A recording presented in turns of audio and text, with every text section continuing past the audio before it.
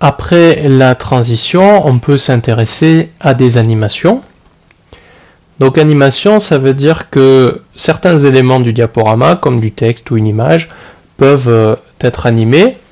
Soit ils vont arriver, ils n'étaient pas quand on affiche la diapo, ils arrivent. Soit ils étaient déjà là et ils sont mis en valeur ou ils se déplacent. Soit ils étaient là et ils vont quitter la diapositive en cours de présentation. Et tous ces effets peuvent être combinés. On va par exemple avoir une animation sur le titre ici. Donc je vais sélectionner l'objet, aller dans animation personnalisée et faire un nouvel effet.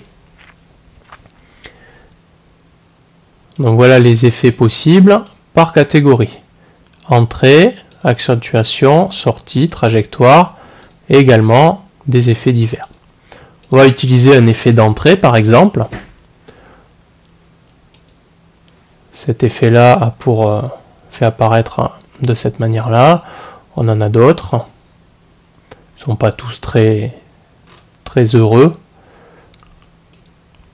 Ils ne sont pas tous très visibles, ça dépend. Donc on va prendre celui-ci. On peut choisir sa vitesse. Et une fois qu'on a ajouté l'effet, on va pouvoir choisir de quelle manière il se déclenche. Soit il se déclenche au clic, et tant qu'on n'a pas cliqué, il ne se passera rien. Soit on peut le faire déclencher avec ou après le précédent effet. Le précédent effet, quand il n'y en a pas avant, c'est l'apparition de la diapo. Si je mets avec le précédent, les deux effets vont commencer en même temps. Si je mets après, il va falloir attendre que l'effet précédent soit terminé, parce que des fois, il dure un certain temps, avant que le suivant ne se lance. Donc on va par exemple mettre après le précédent. Et dans les options ici, on peut choisir un délai qui peut être de 0 ou un petit peu plus. On va mettre 2 secondes, 1 seconde, et on va valider. On va insérer une image à laquelle on va donner un autre effet.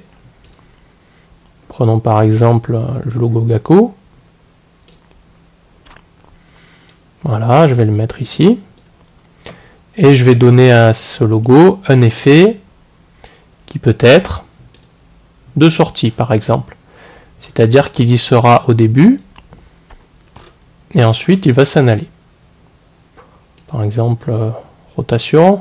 Voilà, admettons qu'on trouve ça très joli, on va mettre OK. On peut le faire démarrer après le précédent, mettre aussi un minutage.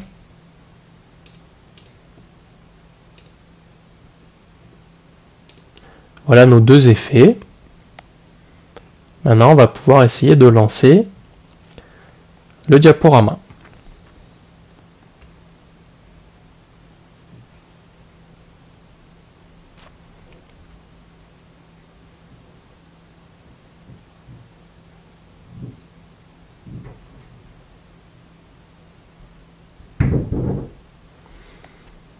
Voilà. Vous n'avez pas forcément tout vu parce que mon écran est plus grand que la zone d'enregistrement, mais je pense que l'essentiel est là.